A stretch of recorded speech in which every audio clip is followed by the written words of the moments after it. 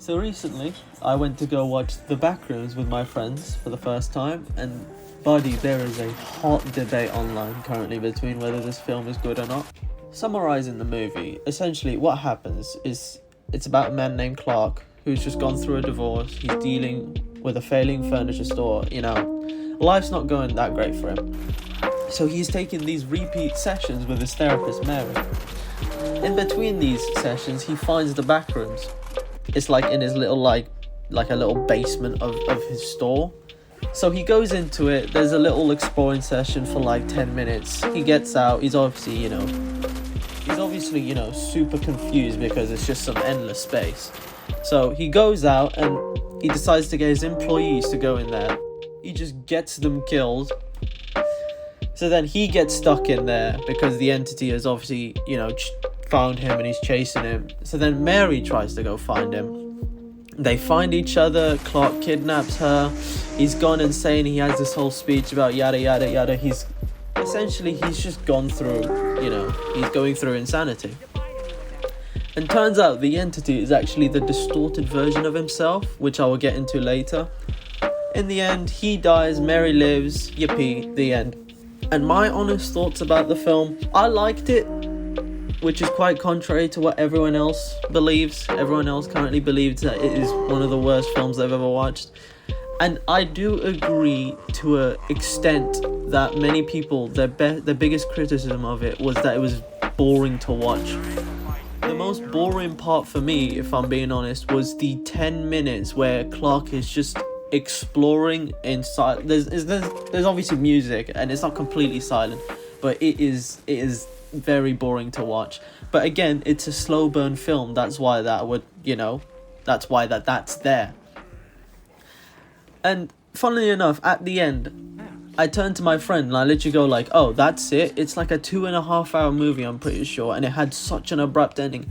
I was so invested into the story. I felt like I was in the heart of it all, and then I just get plunged out. Moving on to the good stuff. As I mentioned earlier, the main criticism with the film is that it's very slow and people didn't get to see, how other people, and like on YouTube when you see like all the levels and the bacteria and all the other entities.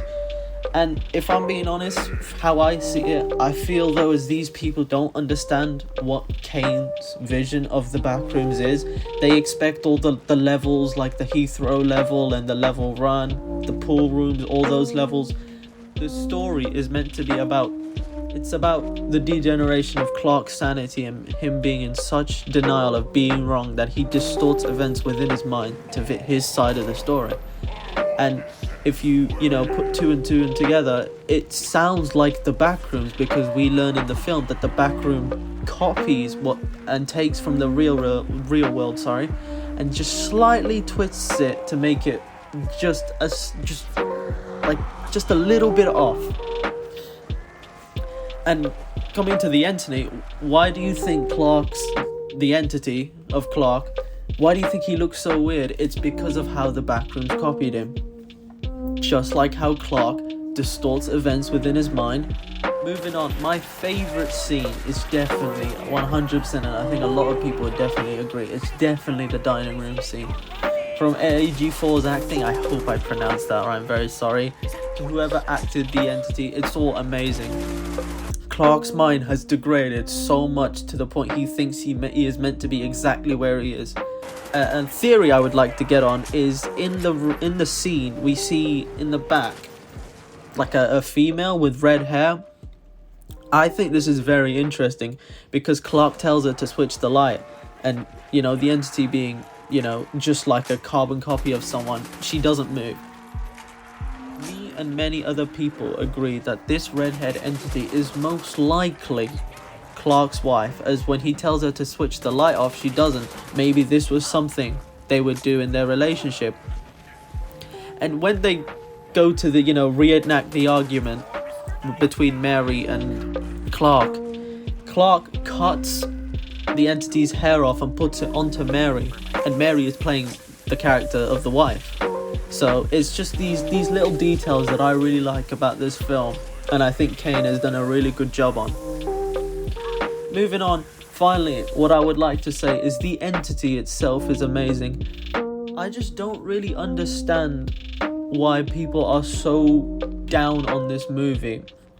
And again, as I mentioned, it is most likely because people were just expecting, you know, the Backrooms that you see on YouTube of all the levels and stuff like that. But onto the entity, I think whoever, it was some kind of basketballer. I think I'll put up the name in the edit. And, you know, people are complaining, oh, why wasn't it the bacteria? Why is it just this weird looking version of Clark? For those who don't know, it's the manifestation of Clark and his bad qualities. He's distorted because the Backrooms will continue to copy and copy until he is recognizable. One more thing I forgot to mention is Mary's character. So during the scene between her and Clark when she gets kidnapped, she explodes out on Clark saying, oh, I can't save anyone and stuff like that. This makes sense, right? Because we get many flashbacks of her childhood.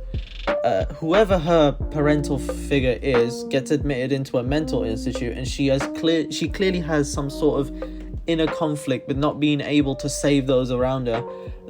I think this is a really, really good and well thought out character. So my final comments: do I think you should watch the film? Yes I do. I think you should watch the film.